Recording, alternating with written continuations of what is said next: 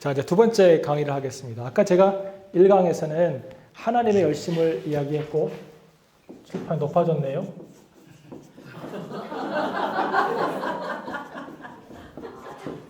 하나님의 열심이 첫 번째, 하나님의 온전하신 뜻. 하나님의 완전한 주권. 세 번째, 하나님의 변하지 않는 헤세드. 이 세 가지 관점에서 본다고 했습니다. 이 관점에서 이제 나오미를 한번 보면 좋겠어요. 나오미는 엘리멜렉의 부인입니다. 그죠? 그 남편이 엘리멜렉이에요. 성경에서 엘 나오면 하나님이에요. 엘리멜렉의 뜻은 뭔지 아세요? 하나님은 나의 왕이라는 뜻입니다. 와, 남편의 이름이 하나님은 나의 왕이에요. 네. 하나님은 나의 왕씨 이렇게 부르면서 살았습니다. 나오미는 뭘까요? 나오미는 기쁜 아니면 즐거운 자. 이 두 부부만 보면 참 이상적인 가정이에요. 그죠? 남편은 하나님을 왕처럼 모시고 그 아래에서 나오미 부인은 기뻐하고 즐거워하고 이런 가정이 있으면 참 좋겠어요. 이 둘이 이제 결혼해서 낳았는데 큰 아들이 말론이고 둘째 아들이 기련입니다. 근데 이 두 사람의 이름의 뜻이 아주 특이해요. 말론은 뭘까요? 단종, 불임.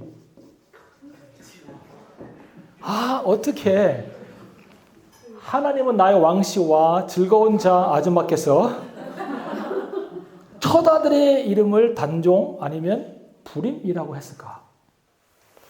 그래서 혹자는 르기는 실화가 아니다 라고 얘기하는 사람도 있어요. 학자들은. 부모가 이렇게 아들의 이름을 지을 수 없다는 거죠. 근데 기련의 이름의 뜻을 들으면 더더욱 그래요. 기련은 파멸, 종말. 애들 이름 참 잘 지어야 돼요. 이대로 이루어졌어요? 안 이루어졌어요? 이대로 됐어요. 가정의 그 역사가. 왜 이렇게 이름을 지었는지는 모르겠어요. 그런데 이 가정이 원치 않는 인생의 변수를 만납니다. 인생엔 항상 변수가 있어요.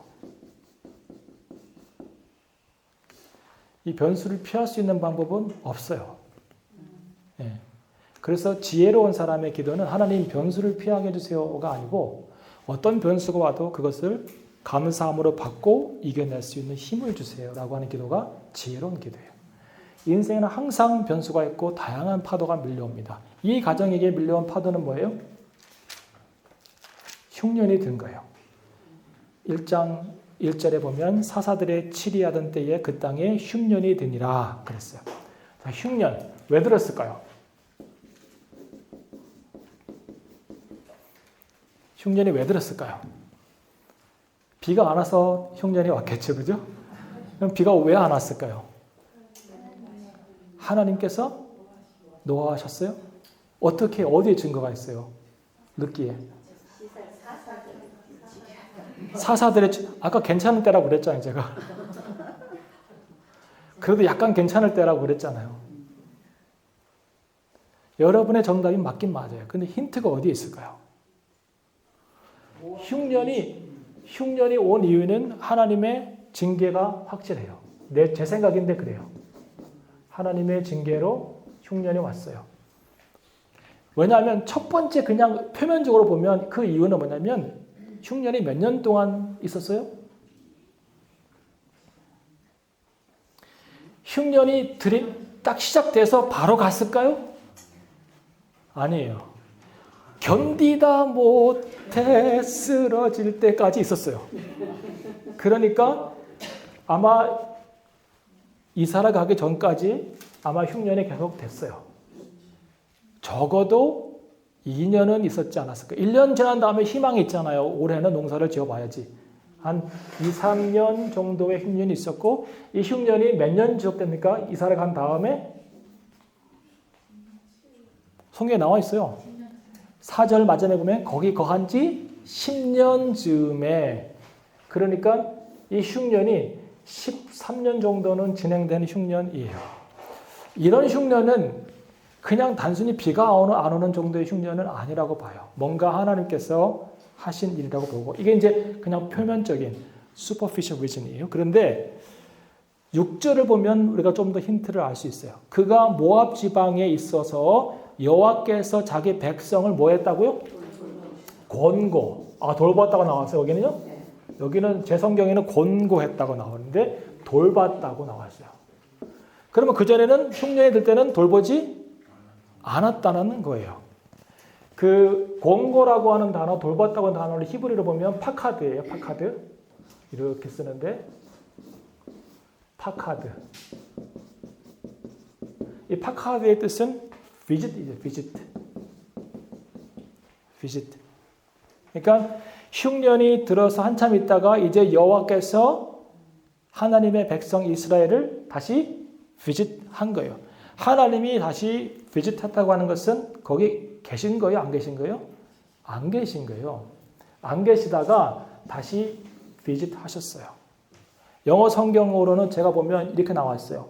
The Lord had come to aid of his people. come to aid.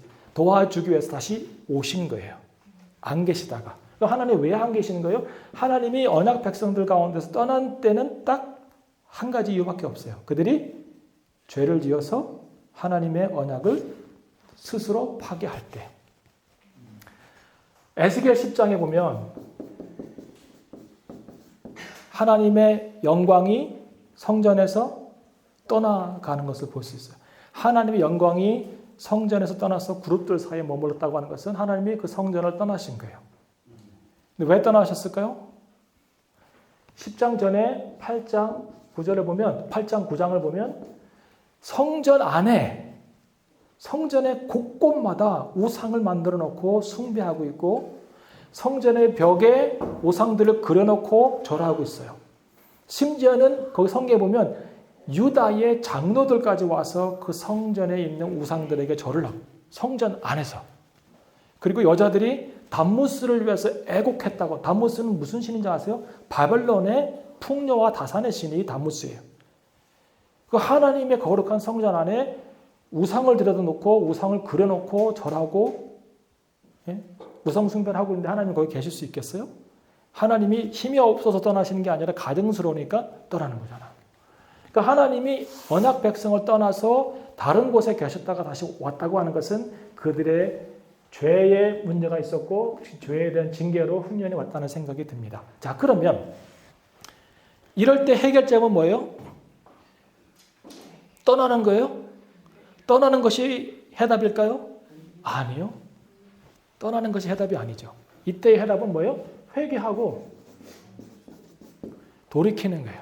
근데 사람이 여러분도 그렇고 저도 그렇고 우리가 다 인간적인 어떤 방법들을 찾아나가는 것을 더 좋아해요. 회개해서 돌이키면 하나님이 근본적인 문제를 해결하실 텐데 방법을 찾아나시는 거예요. 머리를 쓰기 시작하는 거예요. 하나님을 찾기보다. 저의 얘기기도 해요. 저도 머리 엄청 굴리는 사람이에요. 이거 이렇게 해볼까? 저렇게 해볼까? 막 그림 그려가면서 이게 좋을까? 이게 좋을까? 이게 더 낫나? 맨날 그 생각하고 있어요. 하나님이 근본적인 문제를 해결할 수 있음에도 불구하고 자꾸 내가 뭔가 생각을 해보려고. 그러니까 보면 혈루증 걸린 여인이 예수님께 마지막으로 오잖아요. 근데 그 성경에 뭐라 그래요? 수년 동안 다른 의사들을 만나보면서 돈은 다 썼고 몸은 더 망가졌고. 근데 이 모습이 내 모습이 아닐까 가끔씩은. 그래서 방법을 찾는데 그 방법이 뭐냐면 베들레헴을 떠나서 햄이죠. 떠나서 어디로 가는 거예요? 모압으로 가는 거예요. 자, 여기는 두 가지의 문제가 있어요. 자, 베들레헴을 떠나는 게 왜 문제가 될까요? 인생의 변수를 만났을 때 회개하지 않은 것이 하나의 큰 문제고, 예? 이게 우리의 죄 때문에 일어나는 일인데도 불구하고 회개하지 않고 내가 인간적인 방법으로 그걸 해결하려고 했던 것이 큰 문제고, 두 번째는 베들레헴을 떠난 것이고, 세 번째는 모압으로 간 게 큰 문제예요. 자, 왜 베들레헴을 떠난 게 문제일까요? 혹자는 베들레헴의 뜻이 뭔지 아세요? 떡집. 예, 이건 잘 아세요, 그죠? 예, 우리 낙원 떡집 권사님하고 두 분이 계시기 때문에 떡집이에요. 떡집에 있어야죠. 떡집에 하나님의 공급하신 떡집. 그리고 이 떡집에서 누가 나와요? 베들레헴에서 예수님이 나오시잖아요. 예수님이 누구예요? 생명의 떡이잖아요. 그러니까 이 귀한 떡집을 떠난 게 문제다.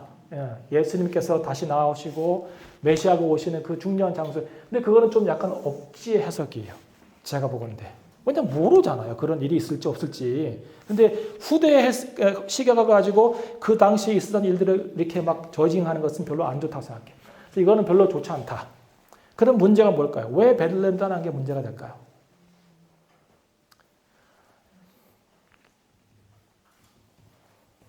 오늘 왜 이렇게 질문을 많이 하죠? 막 그런 눈치인 것 같아요.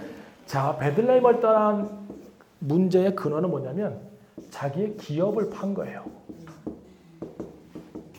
기업. 기업이 뭐예요?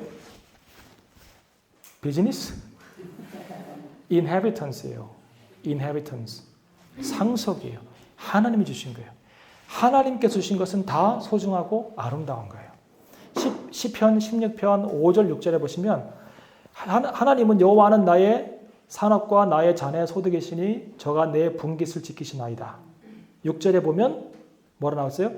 내게 줄로 재어준 구역은 아름다운 곳에 있으며 줄로 재어준 구역 내 기업은 아름다운 곳에 있도다. 그렇게 얘기해요. 하나님께서 줄로 재어서 떼서 경계를 만들고 이건 내 땅이다라고 말씀하셨고 그 땅에서 살다가 죽고 다음 세대가 그 땅을 기업으로 받는 그 상속은 아주 아름다운 것이고 소중한 것이고 귀한 것이에요. 하나님께서 우리에게 주신 것은 함부로 버리면 안 돼요. 그것이 직분이든 생명이든 무엇이든지 간에 하나님께서 주신 기업을 판 거예요. 그거 어떻게 알아요? 기업을 팔았는지 안 팔았는지? 두 가지 증거가 있어요. 하나는 4장에 보면 지금 보아스가 기업 물을 자 가까운 사람하고 얘기하면서 뭐라 그래요?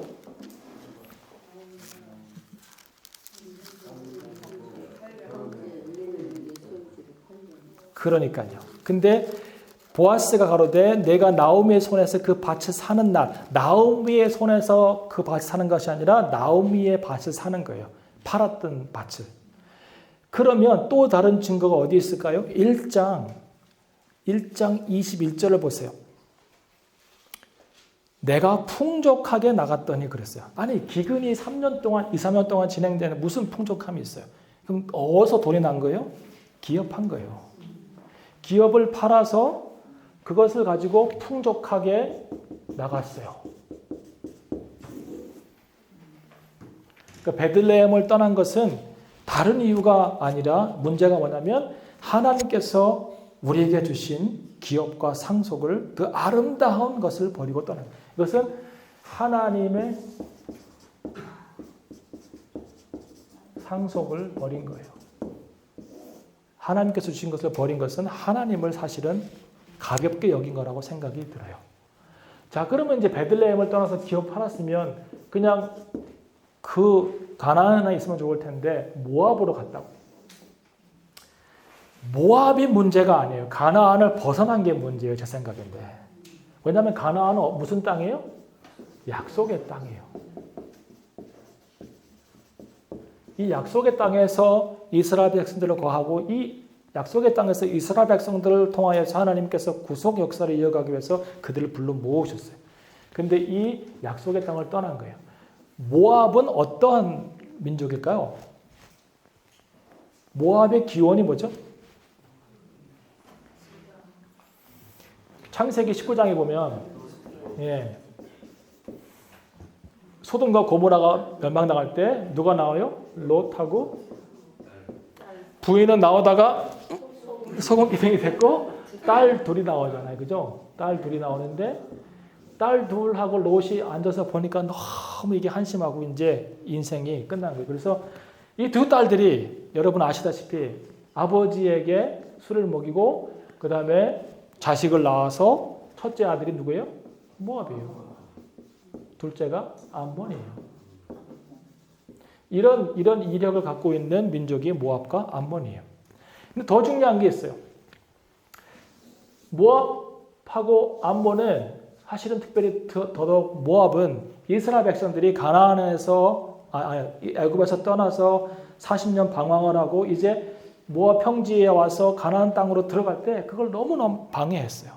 하나님께서 행하시는 일에 큰 방해자가 돼요. 그래서 신명기 23장을 펴보세요. 신명기 23장 3절.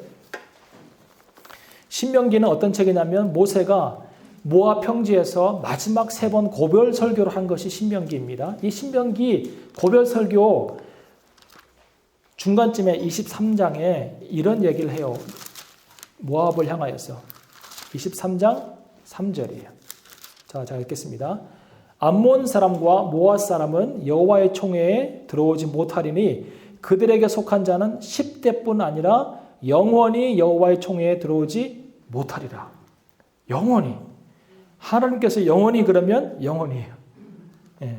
이런 민족이 모압 민족입니다. 근데 이 모압 민족에게로 간 거죠.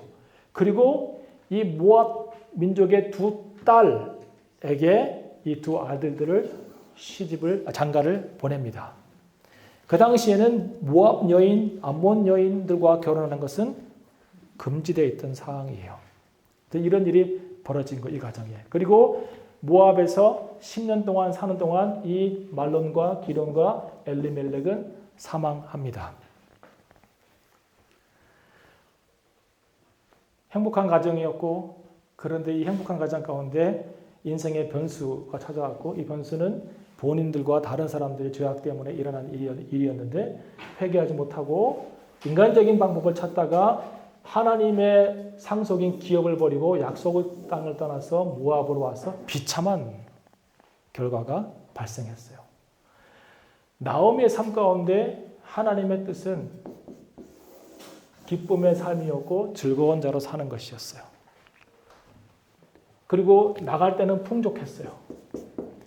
근데 10년이 지난 이후에 나오미는 어떤 사람이 되어 있습니까? 보세요. 1장 20절. 나오미가 이렇게 베들레헴으로 돌아오는데 사람들이 나오미를 반가워하면서 막 떠들썩하면서 이야기하니까 나오미가 20절에 이렇게 해요. 나오미가 그들에게 이르되 나를 나오미라 칭하지 말고, 이 말은 뭐냐면 나를 기쁨이라 부르지 말고 마라라 부르라 그래요. 마라가 뭐예요? 쓴맛이죠. 마라의 쓴물. 기억나시죠? 그죠? 마라. 기쁨의 사람이 인생의 쓴맛을 경험하고 있는 것이고 풍족하게 나가는데 어떻게 됐어요? 21절에 보세요. 비어 돌아오게 된 거예요. 빈손.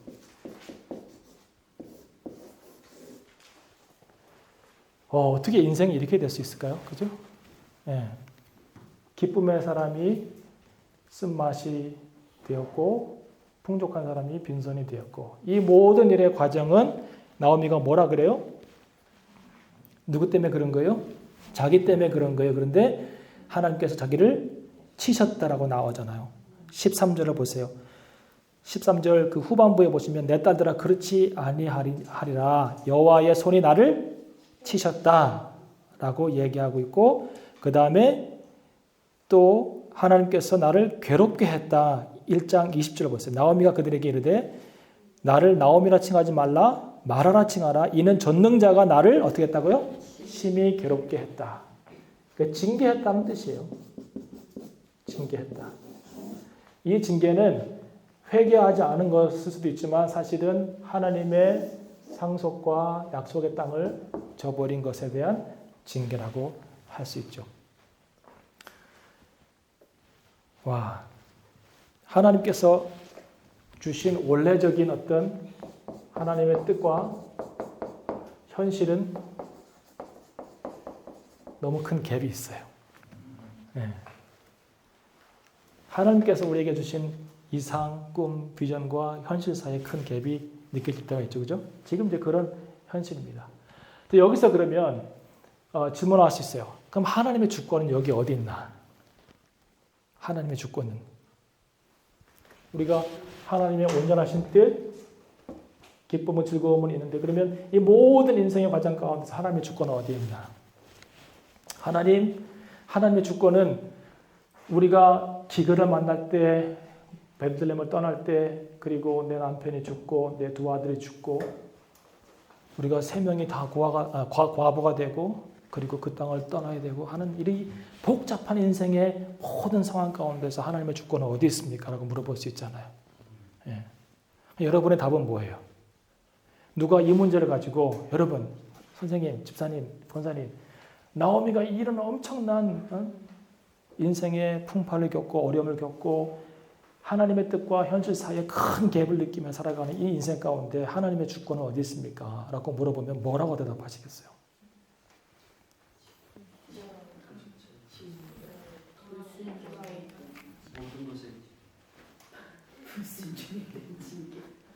그러니까 잘해.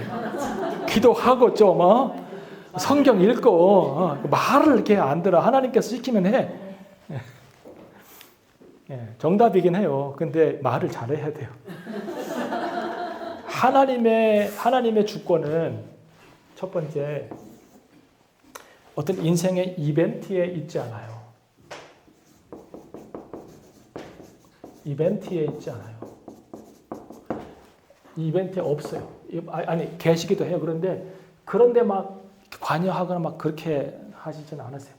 남편이 죽을 때, 두 아들이 죽을 때, 흉년이 올 때 하나님 어디 계셨어요? 이거 별로 안 좋은 질문이에요. 하나님의 주권은 인생의 방향이 결정될 때,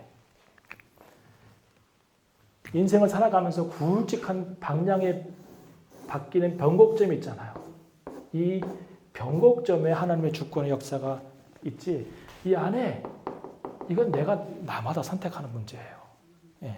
이 개념을 가지면 좋겠고, 두 번째는, 이게 첫 번째라면, 두 번째로는 결국은 하나님의 주권은 나쁜 것을 막고 좋은 것을 막 만들어내는 그런 것이 주권이 아니라 합력하여서 선을 이루어내는 거예요.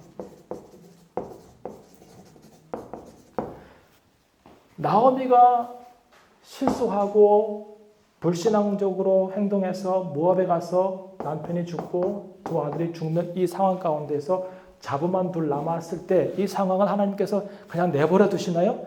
이제 드디어 하나님의 방법으로 하나님의 주권을 이루어가기 위해서 사용하시기 시작하시잖아요. 합력이라고 하는 단어를 주의 깊게 생각해 봐야 돼요. 협력이라고 하지 않았어요. All things work together for good. All things work together. All things는 뭐예요? All things는 플러스 마이너스를 같이 얘기하는 거예요. 이 협력은 같이 힘을 보태는 거고, 합력은 뭐냐면 내가 수레를 끌고 밑으로 가고 내려가고 있는데 뒤에서 밀면 어떻게 돼요? 나는 죽는 거예요. 뒤에서 어떻게 돼요? 당겨줘야 돼요. 자, 미는 힘이 있고 땡기는 힘이 있고, 그래서 힘의 균형이 맞춰져서 그것이 하나님의 선하심을 이루어갈 때 그게 하나님의 주권의 역사이에요. 나는 아직 내 삶 가운데 일어나고 있는 이 부정적인 일이 어떤 것을 만들어낼지 모르는데 막 이 방을 찍고 있다고요. 아직 몰라요. 나오미의 인생이 아직 끝나지 않았어요. 하나님께서 이 사건들을 어떻게 이끌어갈지 모른다고. 합력하여 선을 이루시는 하나님의 뜻을 이루어가시는 그 하나님의 햇새들을 아직 경험하지 않았잖아요. 하나님의 햇새들을 경험할 때까지 우리는 입을 다물어야 돼요. 자, 보세요. 나오미가 배운 교훈이 있어요. 3장 18절을 보세요. 3장 18절. 이에 시모가 가로되 내 딸아 이 사건이 어떻게 되는 것을 알기까지 뭐 하라는 거예요? 가만히 앉아 있으라는 거예요. 가만히 앉아 있으라. 이거 누가 배운 거예요? 나오미가 배운 거예요. 배워서 얘기해 주는 거예요. 지금 룻한테 가만히 있어라. 가만히. 네가 무슨 행동해가지고 방법을 찾아가지고 어디를 가고 어디 가서 뭐 가서 뭐 하고 이게 아니라 가만히 있어라. 너가 가만히 있으면 누가 한다는 거예요? 하나님이 열심히 그것을 행한다는 거예요. 이건 나오미가 배운 거예요. 합력하여 선을 이루어 가시는 하나님. 그러니까 오늘 내 삶 가운데 일어나고 있는 좋은 일, 부정적인 일 때문에 막 좋아하다 슬퍼하다가 조울증 걸린 사람처럼 막 이렇게 할 필요가 있어요? 없어요? 없어요. 조금 더 기다려 봐야 돼요. 너희는 가만히 있어. 내가 뭐 됨을 알지어다? 하나님 됨을 알지어다. 내가 먼저 막 힘쓰면 누구 나오는 거예요? 이스마엘 나오는 거예요. 기다리면 누구 나오는 거예요? 이삭 나오는 거예요. 이삭 나올 때까지 기다려야 되는데 내가 힘써서 애써서 뭐 하다 보니까 이스마엘 나오고 지금 전 세계가 이스마엘의 또 이삭의 후손들 때문에 싸우고 있는 거죠. 가자 지구를 보면 그거예요, 딱. 그 누가 만들어낸 거예요? 내가 만들어낸 거예요. 내 힘으로 하다 보니까. 그래서 하나님의 주권은 사실은 지금도 나오미의 삶 가운데 일하고 있음에도 불구하고 나오미가 못 깨닫고 있다가 마지막 하나님의 햇살들을 경험한 다음에 그것을 보기 시작하는 거예요. 이제 그 이야기를 좀 더 해드릴 거예요. 자, 하나님의 주권의 역사는 첫 번째 나오미가 이제 여기에서 역순으로 가는 거예요. 이렇게 왔다면 역순으로 가는 것이죠. 방향의 전환이 왔어요. 인생의 방향의 전환.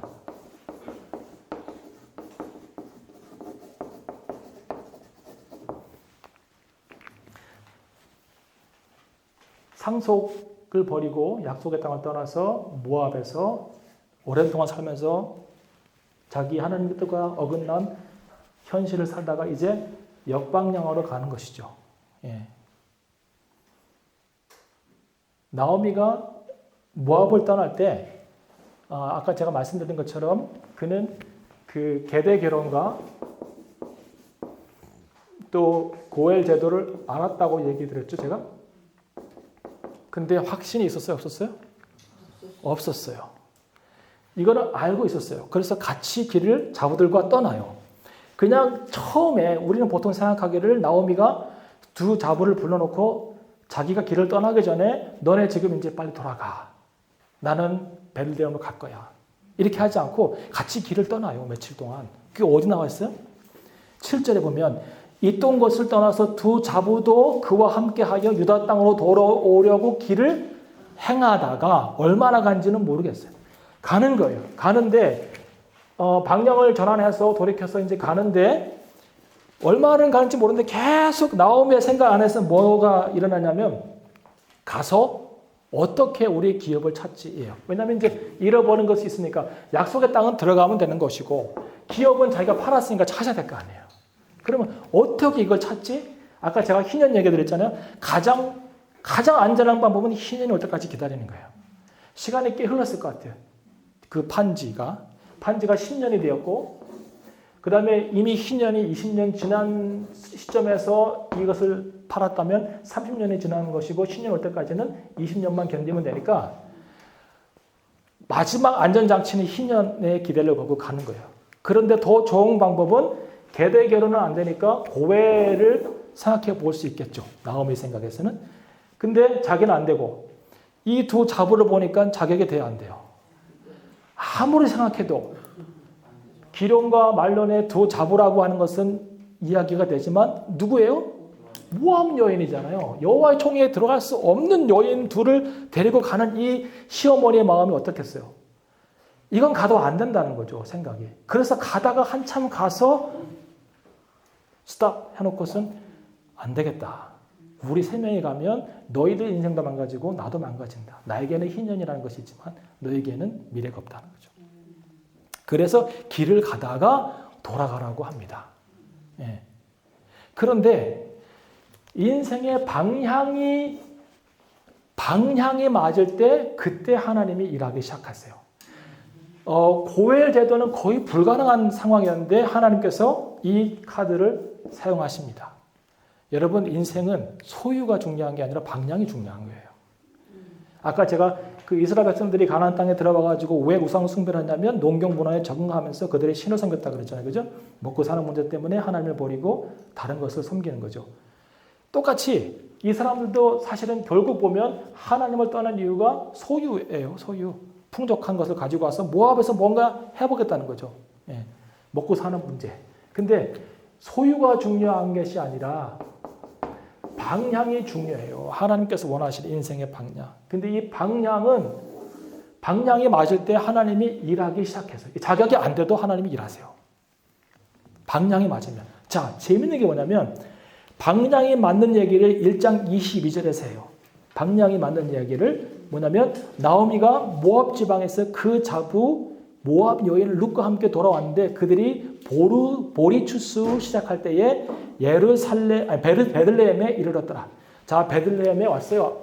지금 방향이 맞아서 베들레헴에 왔어요. 그랬더니 2장 1절을 보세요. 나오미의 남편 엘리멜렉의 친족 중 유력한 자가 있으니 그 이름은 보아스라. 보아스가 바로 등장해. 바로. 여기에 나올 인물은 아닌데 2장의 초에 성경은 보아스를 바로 등장시켜요. 왜냐하면 인생의 방향이 맞아서 베들레헴으로 돌아온 자에게 하나님이 드디어 일하기 시작하는 것을 보여주는 거예요. 그러니까 방향이 맞으면 하나님이 일하기 시작하신다. 네. 이게 굉장히 중요한 교훈이에요. 소유보다는 방향이고 방향이 맞으면 하나님 반드시 일하신다. 그러니까 내가 소유를 넉넉하게 하려고 하기보다는 방향이 맞으면 하나님이 공급하신다예요. 그건 저의 삶의 경험이기도 하고 여러분의 경험이기도 할 거예요. 저는 개인적으로 영국에 올 때 선교사로 왔지만 후원자를 만들지 않고 왔어요. 이거 뭐 저희 집사람이 증인이기도 해요. 같이 그것을 겪어갔으니까. 예. 얼마나 두려웠겠어요. 낯선 땅에, 이 비싼 땅에 선교사로 오는데 하나님 불렀다는 마음 하나는 있는데 방향은 있는데 소유가 없어요. 전세금 털어서 탁 털어서 온 게 2,500만 원 정도 될 텐데 뭐 몇 개월 지나니까 거의 없어졌어요. 수입이 없으니까 그냥 막 축축축축 줄죠. 근데 방향에 맞았을 때 하나님이 일하시고 공급을 하셨어요. 지금까지. 한 번도 비리 밀린 적은 없어요. 빌빌거리면서 살는 적은 있어도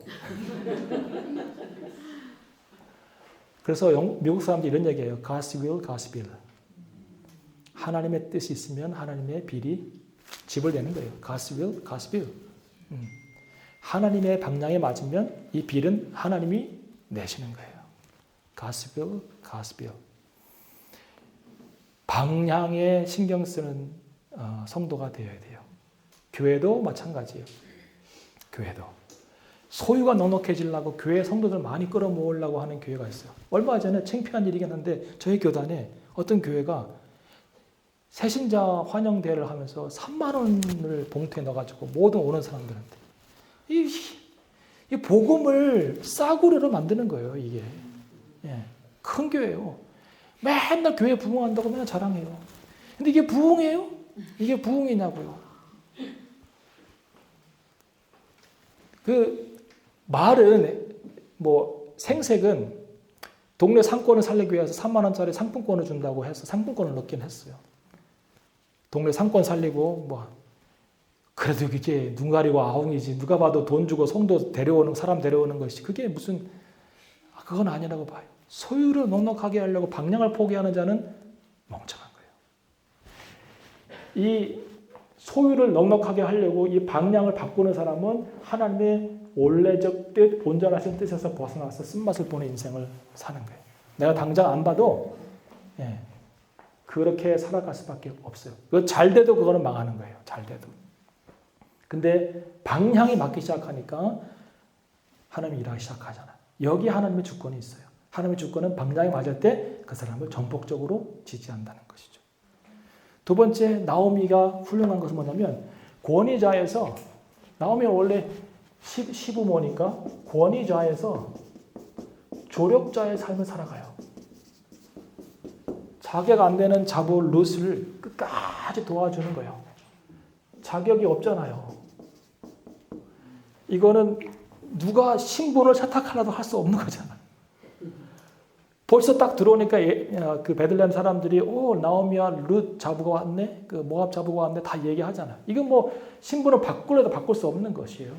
자격이 안 돼요. 이거는 율법에서 명하고 있는 것이고 여호와의 총회에 들어올 수도 없고 언약 백성을 살 수도 없고 그런 거예요.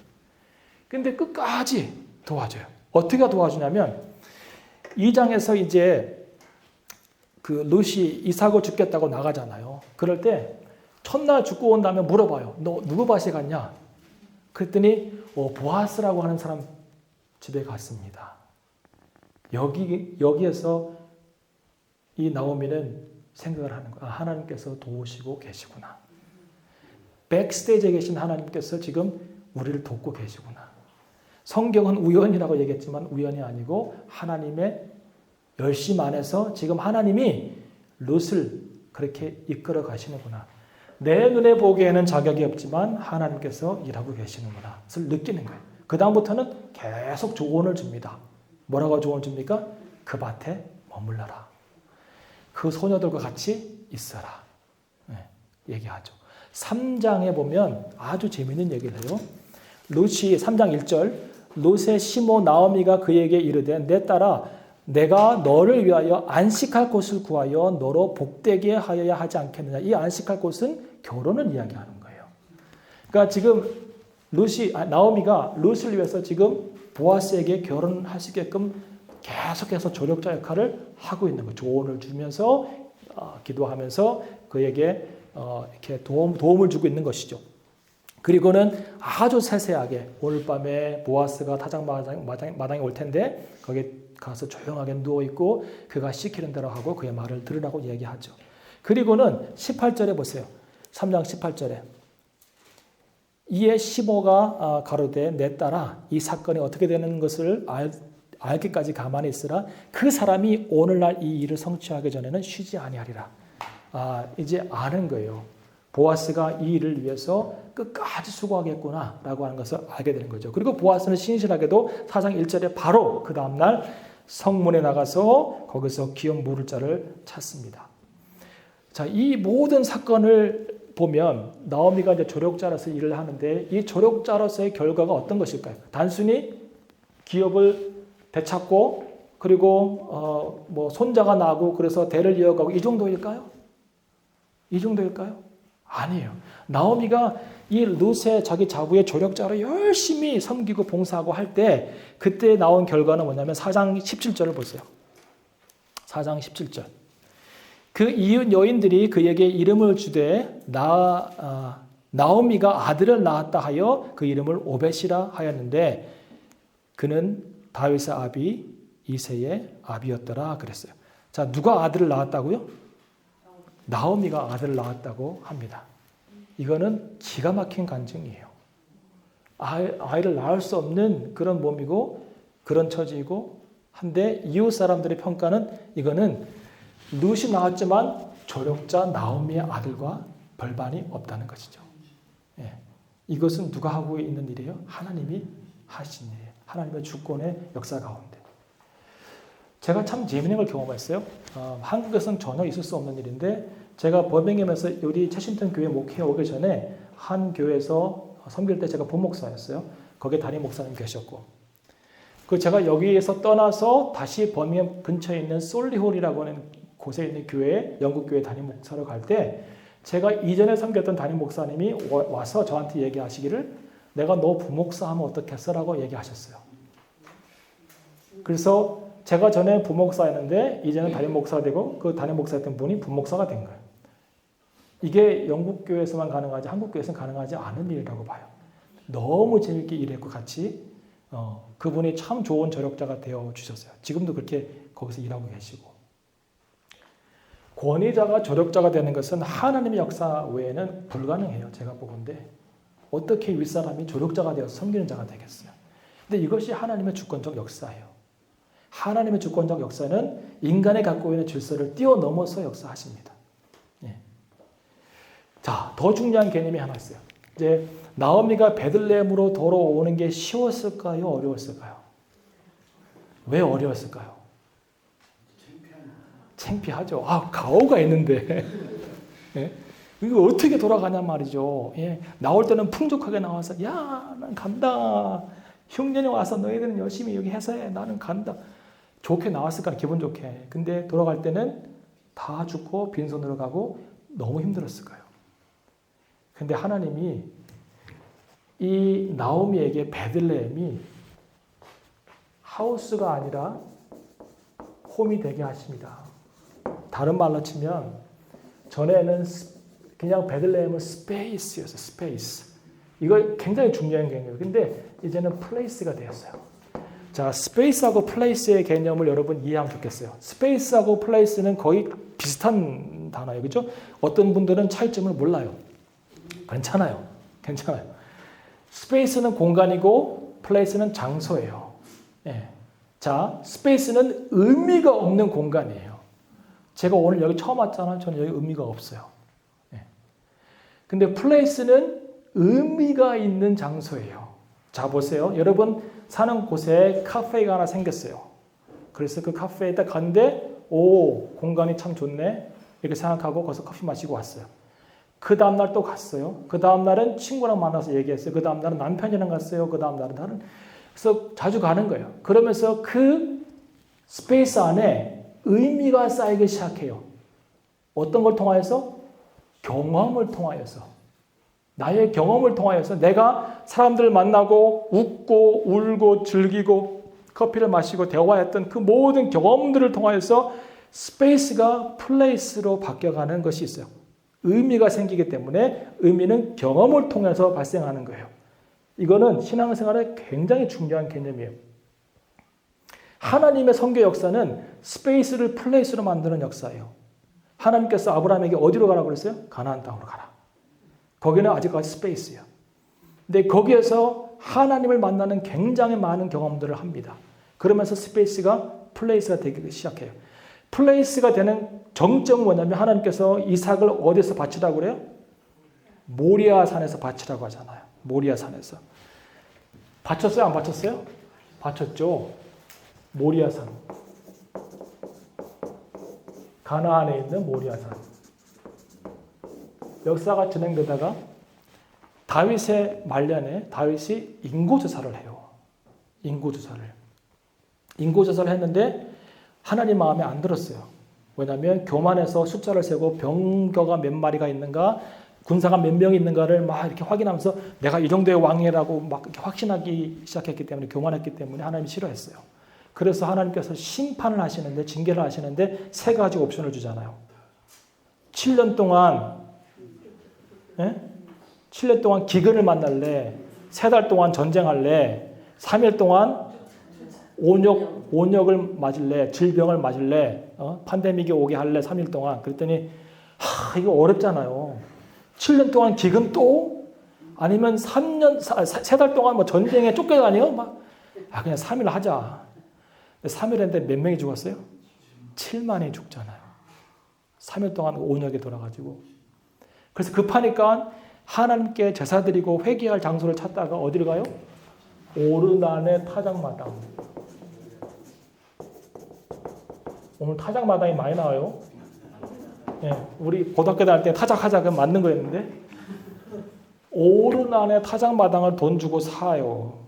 그리고 여기서 제단을 쌓고 제사를 드려서 그게 온역이 끝나요. 회개하고. 이 타작마당이 나중에 솔로몬 성전터가 돼요. 솔로몬이 성전을 여기다 지어요. 아버지가 사놨으니까. 그리고 나중에 여기가 어떻게 되냐면 갈보리 산이 되는 거예요. 예수님이 돌아가시는 거예요. 이 놀라운 역사. 가나안 땅에서 하나님께서 지금 뭐 하시는 거예요? 그냥 아브라함이 올 때는 그냥 대충 스페이스였어요. 그런데 이게 역사가 진행되면서 하나님을 만나는 경험이 쌓이고 보다 보니까 예수님께서 여기 오셔서 돌아가시는 사건이 있었고 이게 하나의 신앙의 플레이스가 된 거예요.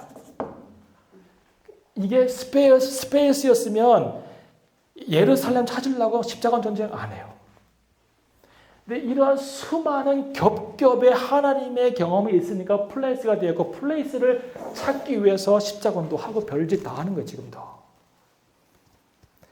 베들레헴이 처음에 그냥 여기 살 때는 아직도 스페이스였어요. 이 네 사람이 다 살고 있을 때는, 떠날 때까지는 스페이스였어요.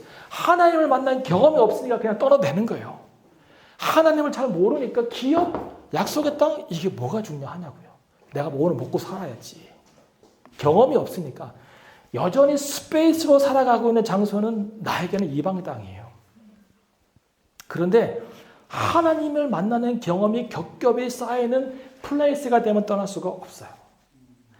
교회도 마찬가지예요. 교회가 예배 드리는 공간, 스페이스가 되면 사람 왔다 갔다 해요. 근데 교회가 하나님을 만나는 겹겹의 경험이 있는 장소가 되면 안 떠나요. 안 떠나. 그러니까 지금 제가 화가 나고 아까 그 돈 나눠주고 교회 오게 하는 것은 사람들에게 그냥 그 교회를 스페이스로 제공하는 거예요. 와서 돈 가져가라는 거예요. 그 사람들이 하나님을 만나는 은혜의 경험이 있게 하는 플레이스가 되게끔 도와줘야죠. 우리 목사도 우리 중직들은 다 모든 성도들이 하나님을 만나는 경험이 있는 플레이스가 교회가 되게끔 도와줘야 돼요. 우리 아이들이 왜 신앙생활에서 떠나가는 줄 아세요? 가정 안에서 가정이 계속 하우스가 된 거야. 하우스가. 이 홈이라고 하는 사랑의 경험되고 거기에서 하나님을 같이 엄마 아빠와 만나는 경험이 없으니까 떠나는 거예요. 베델에서 야곱이 다시 올 때 예배했죠. 네? 왜 그럴게요? 거기 잠 잤어. 거기 잠 잘 잤어 나. 그걸까요? 아니, 거기서 하나님을 만났잖아요. 하나님의 사닥다리를 봤잖아요. 하나님의 경험이 있으니까 그 플레이스를 다시 와서 거기서 11조를 약속하잖아요. 그것을 이행하잖아요. 오늘날 문제는 스페이스만 많지 플레이스가 없는 거예요. 플레이스가. 근데 하나님께서 하나님의 열심으로 나오미가 돌아왔을 때 이제 베들레헴이 그의 플레이스가 되게 하세요. 거기서 엄청난 회복의 경험을 하시잖아요. 이게 하나님의 주권이에요. 하나님의 주권은 단순히 우리에게 뭐 하나 던져주는 것이 아니라 하나님을 지속적으로 만나게 하셔서 그 가정이든 교회든 내가 살고 있는 곳에서 그것이 은혜의 경험이 있는 장소가 되게끔 하시는 거예요. 그렇게 신앙생활을 해야 돼요. 하나님의 주권은 그거예요. 자, 그러면 이제 나오미가 경험한 헤세드는 뭘까요? 우리 인간은, 저도 그렇지만 오더를 좋아해요. 오더가 뭐예요? 질서. 질서 안 좋아하는 사람 별로 없어요. 질서. 가지런히 탁탁탁탁 넣어야 돼요. 우리 집사람이 저한테 하는 얘기가 있어, 항상. 잠티라고, 잠티. 잠자고 튀어나간다고. 이불 좀 정리하지. 우리 집사람은 잠자고 나면 탁탁탁. 저보고 군대 갔다 왔냐고 물어봐요. 그래서 군동병이라고 그랬어요. 교회에서 자가지고 그걸 몰라요, 저는. 아주 질서, 막 탁탁 맞아야 돼요. 제 양말 속옷은 뭐 대충인데, 본인 거는 막 박스에다가 막, 속옷도 색깔별로 막, 질서가 대단해요, 진짜. 근데 저는 그렇게 안 살기로 해요. 저도 원래 질서하면 안 지는 사람인데, 그렇게 안 살기로 했어요. 룻을 공부한 다음에. 깨달음이 있었어요. 여러분, 지저분한 집 괜찮은 집이에요. 청소 안 하는 집도. 우리는 오더를 좋아해요. 오더를. 근데 오더 안에는 가끔씩 부족한 것이 하나 있어요. 그 뭐냐면 영어로 쓸게요. Living Vitality예요. Living Vitality가 별로 없어요. Living Vitality는 사실은 어디에 많냐면 메시한 데 많아요. 의외로. 잘 보세요. 여러분, 애가 3명 있어요. 그 아이들이 잠자러 다 갔어요. 씻고 잤어요. 근데 딱 내려와 보니까 거실이 그냥 개판이에요. 장난감이 여기 있고 막 바바리 튀어 있고. 그거 보면서 여러분, 내 팔자야. 그럴 수도 있죠. 근데 그 메시한 리빙룸이 여러분 아이들이 갖고 있는 리빙 바이탈리티예요. 그 아이들 아파 보세요. 그 아이들이 아파 보세요. 누워 있어 보세요. 그거 장난감 어디를 쓸 수 있어요? 없어요. 바이탈리티가 뭐예요? 생명력이잖아요. 생명력. 생명력이라고요. 하나님의 역사의 생명력은 우리가 생각하고 있는 그 메시안 현장 가운데 있어요. 나오미의 인생을 보세요. 이 행복한 가정에서 하나님은 나의 왕씨와 같이 행복하게 살다가 이런 경험을 엄청난 경험을 하고 자기를 말하라고 부르라고 할 정도로 빈손으로 돌아오면서 얼마나 힘들었겠어요. 이 메시안 인생 가운데 하나님께서 일하십니다. 우리가 못 볼 뻔이지. 여러분 세상이 굉장히 메시하잖아요. 그죠? 축구선수 메시 말고 굉장히 메시하잖아요. 전쟁이 막 터지고 얼스퀘이크 생기고 쓰나미가 오고 기근이 있고 내전이 있고 막 별일이 다 있어요. 그러니까 예수 안 믿는 사람들은 아니 무신론자들은 이렇게 얘기하죠. 하나님이 살아계시면 이런 일이 있을 수 있는가? 우리의 시각은 뭐예요? 그 메시네스 안에서 지금 하나님이 백스테이지에서 하나님의 주권으로 하나님의 뜻을 이루어 가신다. 그리고 그 결과는 하나님의 긍휼하십니다. 예요. 이것이 나오미가 우리에게 보여주는 삶의 모습입니다. 소유에서 방향으로, 방향의 전환이 일어날 때, 그리고 드디어 베들레헴이 스페이스가 아닌 플레이스로 바뀌어갈 때, 그때 하나님의 무한한 헤세드를 경험하는 거예요. 하나님의 헤세드는 어디에 있다? 내가 만들어 놓은 오더 안에 있는 게 아니라 내 삶 가운데 진행되고 있는 그 메시네스 안에 있다. 이게 나오미가 보여주는 삶의 모습이에요. 그냥 읽으면 안 보여요. 그냥 읽으면. 관점이 하나 있어야 되고 관점에서 나오미를 새롭게 들여다보면 이러한 보석들이 그 안에 있어요. 여러분, 저는 여러분이 다 나오미 같은 삶이 되기를 원해요. 이 쓴맛 보라는 얘기가 아니고 메시네스 안에서 하나님께서 오늘 내 삶 가운데 신실하게 열심을 다하여 일하시는구나. 그걸 고백할 수 있으면 돼요. 내 마음에 안 들어도 내 성에 안 차도 내가 쓴맛을 경험해도 하나님은 여전히 오늘도 신실하게 일하고 계신다. 문제는 내가 못 볼 뿐이다. 근데 하나님은 뜻을 이루고 주권을 역사하시지만 결국은 인내와 끝없는 자비와 긍휼로 나와 함께 하시기 때문에 내가 염려할 것은 없다 해요. 그래서 나오미가 아들을 갖는 놀라운 축복을 받습니다. 권위자에서 조력자로 그리고 방향의 전환을 경험하면서 나오미는 하나님의 엄청난 은혜를 경험하고 헤세드를 경험합니다. 내일은 이제 룻과 보아스를 요 세 가지 관점에서 다시 볼 거예요.